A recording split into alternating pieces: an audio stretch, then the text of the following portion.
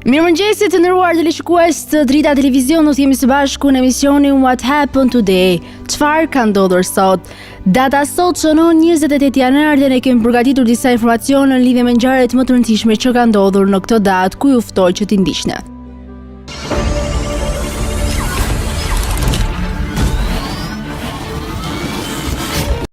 (28 janari është dita 28 e kalendarit gregorian. Kështu që deri në fund të vitit ka mbetur edhe 337 ditë. Ngjarje 1547. Vdiq Henri VIII, djali i tij 9 vjeçar, Eduardi VI u bë mbret. 1878. Yale Daily News u bë gazeta e parë e përditshme e një kolegji në SBA. 1899. U formua Lidhja e Pejës. 1920. Filloi punimet Kongresi i Lushnjës, të cilat zgjatën deri më 31 janar. 1932. Forcat japoneze sulmuan qytetin Shanghai në Kinë. 1933. Emri Pakistan për herë të parë u përdor nga Chudhary Rahmet Ali Khan dhe u pranua nga muslimanët e Indisë, të cilët më vonë e përdorën si emër të lëvizjes për pavarësi, Lëvizja e Pakistanit. 1945. Filloi transmetimi i programit në gjuhën shqipe në valët e Radio Shkupit. 1997. U arrestua për herë të katërt Nait Hasani. Kësaj here Naiti kindapohet për një muaj, nuk është ditur asgjë për fatin e tij. Karli i Madh vdes. Pas undimit të ditë të gjatë, Karli i Madh, perandori i fuqishëm i perandorisë franke, që shtrihej nga Franca deri në Gjermani, ndoron jetë në sot Aachen. Gjermania i njihet si babai i Europës. Në vitin 1547, Henri VIII i Anglisë ndoron jetë pas një mbretërimi dramatik dhe të mbushur me reforma. Henrik VIII vdes duke lënë pas një trashëgimi komplekse dhe të diskutueshme. Në vitin 1887 filloi ndërtimi i kullës Eiffel. Ndërtimi i monumentit të famshëm parisian filloi në këtë datë, duke shënuar një pikë thesi në inxhinierinë moderne. Në vitin 1935, Islanda legalizon abortin për arsye mjekësore dhe shoqërore. Ishte një ndër vendet e para që e miratoi këtë hap progresiv. Në vitin 1986, katastrofa e Challenger. Raketmbajtëse amerikane Challenger shpërthen 73 sekonda pas lëshimit, duke shkaktuar vdekjen e të 7 anëtarëve të ekipazhit. Lindje 1853. Lindi José Marti, shkrimtar nga Kuba. 1928. Lindi Eduard Shevardnadze, politikan i Gruzisë dhe ministër sovjet i punëve të jashtme. 1936. Lindi Ismail Kadare, shkrimtar shqiptar. 1940. Lindi Carlos Slim, biznesmen meksikan. 1955. Lindi Nicolas Sarkozy, politikan francez. 1967. Lindi Zev Gjata, agronom shqiptar, realizues i karnavaleve të Shkodrës në vitin 1998. 1968. Lindi Adrian Paçi, artist shqiptar. 1976. Lindi Avnia Bazi, aktor shqiptar. 1978. Lindi Gianluigi Buffon, futbollist italian. 1998. Lindi Ariel Winder, aktore amerikane. Dhe në vitin 1457 kemi ardhur në jetë të Henrik VIII të Anglisë, themeluesi i dinastisë Tudor, që do të ndryshonte historinë angleze dhe do të shënonte fundin e luftës së trëndafilave. Në vitin 1857 kemi ardhur në jetë të José Marti, shkrimtar, poet dhe figurë revolucionare kubane, një ndër ikonat kryesore të pavarësisë së Kubës. Në vitin 1887 Arthur Rubinstein, pianisti polako-amerikan, një ndër interpretuesit më të mëdhenj të muzikës klasike, vjen në jetë. Në vitin 1936 kemi ardhur në jetë të Alan Alda, aktor dhe regjisor amerikan i njohur për rolin e tij në serialin e famshëm N.A.S.H. Në vitin 1955, Nicolas Zarkovski, politikan francez që shërbeu si presidenti i Francës nga viti 2007 deri në vitin 2012.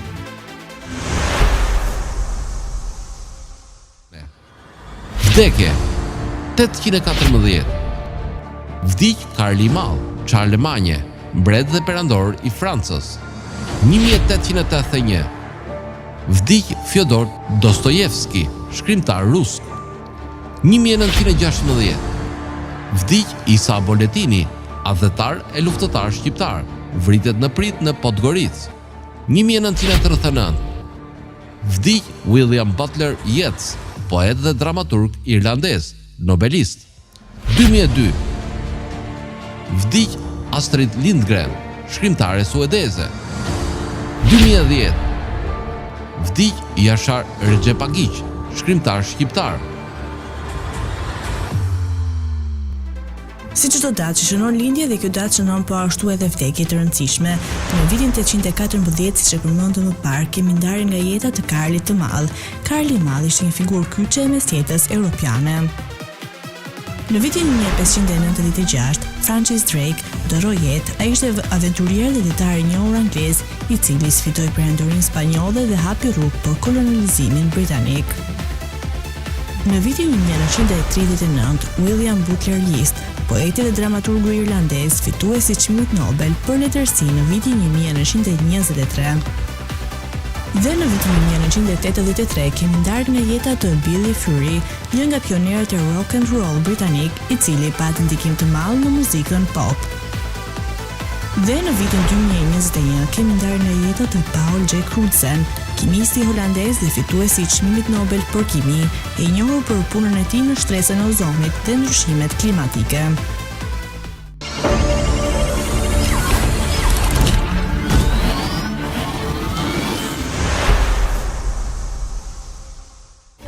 Ndërkohë kemi veçuar për ju biografinë e Ismail Kadares, një ndër shkrimtarët më të mëdhenj bashkëkohor. Ju ftoj që ta ndiqni. Ismail Kadare, gjirokastër, 28 janar 1936, është një ndër shkrimtarët më të mëdhenj bashkëkohor, akademik, ish deputet i Kuvendit Popullor dhe zëvendës kryetari i Frontit Demokratik. Si shkrimtar quhet kryesisht për prozë, por kontributi i tij shtrihet edhe në dramaturgji, poezi dhe përkthime. Nisi të shkruaj kur ishte ende i ri, fillimisht poezi, me të cilat u bë i njohur, e më pas edhe prozë, duke u bërë prozatori kryesor shqiptar. Deri më sot veprat e tij janë përkthyer në rreth 45 gjuhë të ndryshme, duke qenë kështu përfaqësues kryesor i letërsisë shqipe nëpër botë. Në vitin 1996, Kadare u bë antar i përhershëm i Akademisë së Shkencave Morale dhe Politike në Francë. Ai ishte nderuar me shumë çmime ndërkombëtare, mes të cilëve çmimi Man Booker International më 2005, çmimin Prince de Asturias për artet më 2009 dhe çmimin Jeruzalem më 2015. Viteve të fundit ai ndan kohën e tij mes Francës dhe Shqipërisë. Qëndrimet kritike janë të ndara nëse Kadarea duke parë si disident apo si konformist gjatë regjimit komunist. Ai që ndër zërat e pakët kritik, por mendohet se kjo që e mundur në saj të mbrojtjes nga vetë diktatori Enver Hoxha. Është të parë një herë si ndër shkrimtarët më të mëdhenj bashkëkohor, por edhe si nacionalist mendje ngushtë. Kadare është shkrimtari i parë shqiptar me njohje ndërkombëtare të gjerësishme dhe është përkthyer në 45 gjuhë. Para Kadares, letërsia shqipe njihe pak në botë. Falti u bë e njohur, e lexuar dhe e çmuar për herë të parë në historinë e vet. Nëpërmjet saj, letërsia shqipe është e integruar në letërsinë europiane dhe botërore, edhe përfaqësohet denjësisht në hartën e tyre. Letërsia e Kadares ka dhënë një kontribut të çmuar në krijimin e gjuhës dhe letërsisë shqiptare. Në vitin 1996, Kadare u bë antar për jetë i Akademisë së Shkencave Morale dhe Politike në Francë, u bë antar i Akademisë së Shkencave të Shqipërisë, antar i Akademisë së Shkencave të Kosovës dhe nga viti 2018 antar i jashtëm i Akademisë së Shkencave të Malit të Zi. Ismail Kadare është dekoruar nga institucioni i Presidentit të Republikës së Shqipërisë me urdhrin deri kombit dhe nga shteti francez me urdhrat kryq i Legjionit të Nderit e oficer i Legjionit të Nderit. Me studimin e veprës së Kadares janë marrë autorë të huaj në gjuhët anëtare gjëgjëse si Eric Fey dhe Jean-Paul Champais në frëngjisht, Piet de Mon në hollandisht, Peter Morgan në anglisht, Bernardo Jufilu në portugalisht, José Carlos Rodrigo Breto në spanjisht dhe Eke Dialogu në turqisht.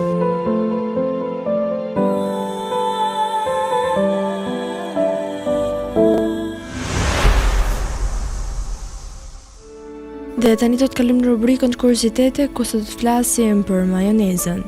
A e dini se si është krijuar majoneza? Salcat u shpikën si mjet e gatimit, zbutës mishi dhe përmirësues të shijes. Çdo kulturë filli stilin e vet duke përdorur përbërës dhe teknika të preferuara. Historia e salcave moderne franceze filloi gjatë mbretërimit të Luigit të 14 me kuzhinjerin e madh François Pierre Laveran. Laveran është autori i librit themelues të kuzhinës moderne franceze në 1651, Le Cuisinier François. Ky libër gatimi i shkruar për profesionistët ishte një revolucion, duke u larguar nga preferencat mesjetare të gatimit francez dhe duke kodifikuar kuzhinën moderne franceze. Koncepti francez i salsave të nënës, salsas meres, u zhvillua në shekullin e 18. Majoneza është një nga 5 salsat kryesore të nënës, e cila përfshin gjithashtu salsën e spanjollës, salsën e domates, bechamelin, velute dhe holandez. Cila erdhi e para, majoneza apo veza? Me siguri ishte veza, pasi majoneza siç e njohim sot nuk u shfaq deri në vitet 1800. Ndërsa disa historianë të kuzhinës vren se një përzierje e majonezës së vajit të ulliri dhe vezës konsumohej nga egjiptianët dhe romakët e lashtë. Majoneza që ne njohim sot, një emulsion vaj, veze dhe lëng limoni ose dhe uthull plus erza u zhvillua nga një nga kuzhinjerët më të mëdhenj të Francës. Ndërsa historitë e origjinës së pothuajse çdo ushqimi të ndryshojnë, besimi kryesor se koncepti për salsën origjinale të majonezës u rikthye në Francë në 1756 nga Mahun, një qytet nga Minorika në ishull Balearik, jashtë bregut veri lindor të Spanjës. Ajo që u bë një nga erzat e preferuara në botë, krijuar për një banket fitoreje për të festuar hapjen e Mahun nga forcat e Louis François Armand, një marshall i Francës dhe nipi kardinali de Richelieu. Salcat tradicionale të ditës bëheshin me krem dhe vezë. Siç tregon historia, shefi Dukës nuk kishte krem dhe zëvendësoi vajun e ullirit, duke e quajtur salcën e re mahoneze për nder të fitores. Ja dhënë disa arsye të ndryshme për evolucionin e fjalës në majonez, nga gabimi tipografik në fjalën e vetur franceze për të verdhën e vezës, majon e manier, për të trazuar ose për të përzier. Ajo që ne dimë është se pas debutimit të tij, kuzhinjeri i madh francez Maine Anton Cahem, themeluesi i konceptit të kuzhinës së lartë, e zbuti recetën origjinale duke përzier vajin vegetal me të verdhat e vezëve në një emulsion. Ishte receta e tij që u bë e famshme në të gjithë Europën dhe më pas në Shtetet e Bashkuara dhe në botë. Majoneza ishte një produkt i bërë në shtëpi. Në vitin 1903, Richard Hellman emigroi në qytetin e New Yorkut nga Gjermania. 2 vite më vonë ai hapi një delikatesë. Receta e gruas së tij për majonezë është përdorur në sallata. Maja ishte aq e mirë sa klientët kërkuan ta blinin. Megjithëse paketimi i marrjes në ushqime në lagje ishte i kufizuar në atë ditë, Hellman filloi të shiste majonezën në varkat prej drurit që përdoreshin për peshimin e gjalpit. Në fund të fundit, majoneza e bëri atë në kavanoza. Në atë kohë u shitën 2 variacione të recetës. Për të dalluar mes tyre, Hellman vendosi një fionko blu rreth një versioni. Receta e shëritit blu ishte aq e kërkuar sa në vitin 1912 Hellman krijoi një etiket me një fionko blu në krye. Shëriti blu në etiket ka qëndruar për një shekull. Ndërsa majoneza e Hellman publizon në lindje Best Foods Inc. prezantoi majonezën tek konsumatorët kalifornian. Në vitin 1932 pati një takim të kryetarëve të bashkive pas Richard Hellman Inc. u ble nga Best Foods Inc., e cila u ble nga ana e saj nga Unilever, një korporatë e madhe shumë komshe anglo-angleze në vitin 2000.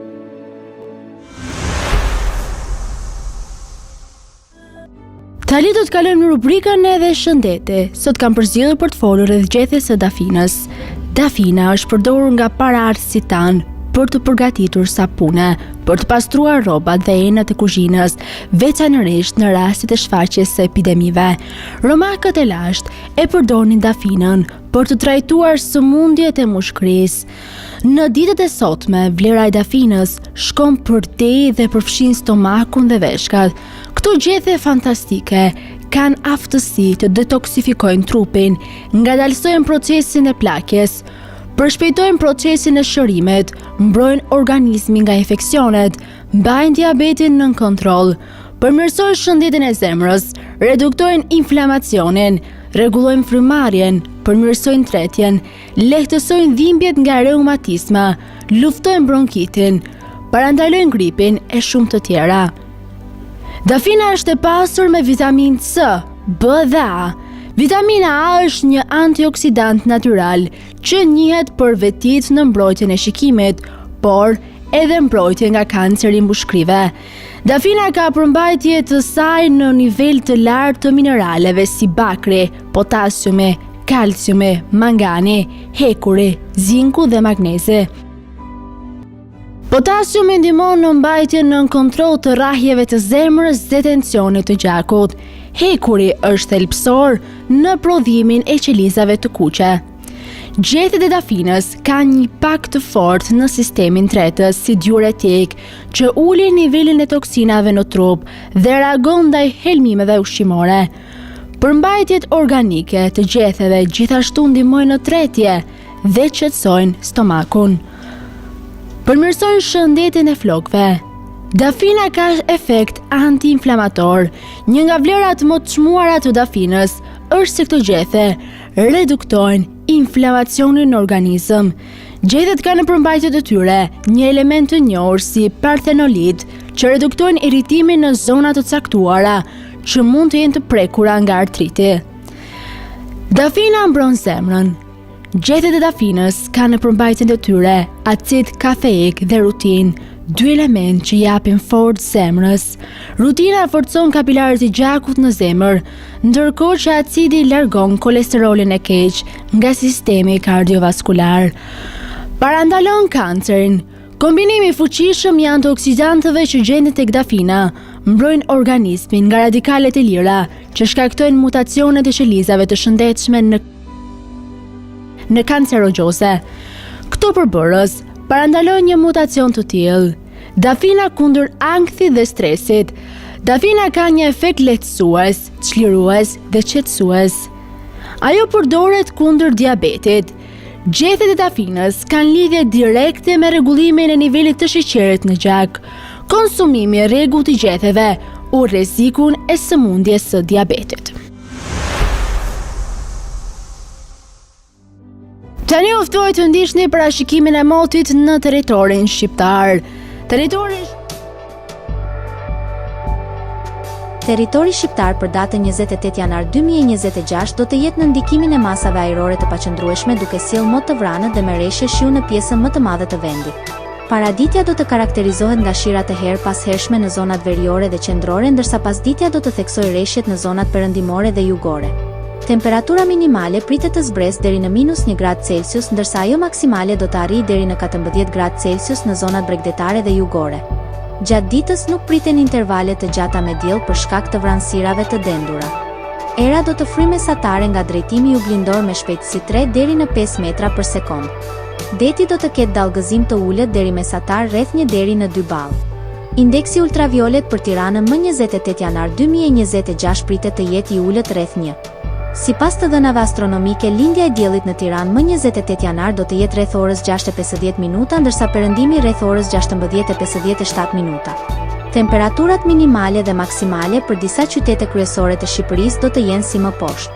Shkodër 4 deri në 13 gradë Celsius. Kukës 3 deri në 9 gradë Celsius.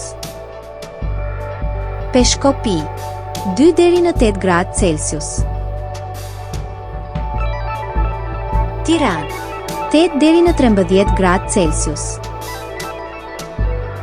Durrës 7 deri në 14 gradë Celsius. Kavaj 5 deri në 13 gradë Celsius. Elbasan 6 deri në 13 gradë Celsius. Berat 5 deri në 12 gradë Celsius.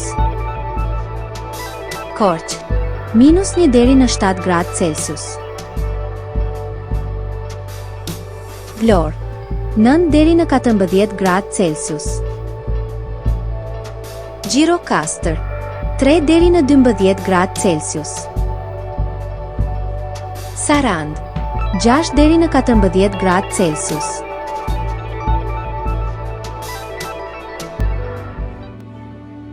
Tani u ftoj të ndiqni parashikimin e motit në territorin e Kosovës. Territori i Kosovës për datën 28 janar 2026 do të jetë në ndikimin e motit të paqëndrueshëm me rreshje shiu në shumicën e qyteteve. Paraditja do të jetë me vranësira dhe rreshje shiu, ndërsa pasditja vijon me shira të her pas hershme në të gjithë territorin.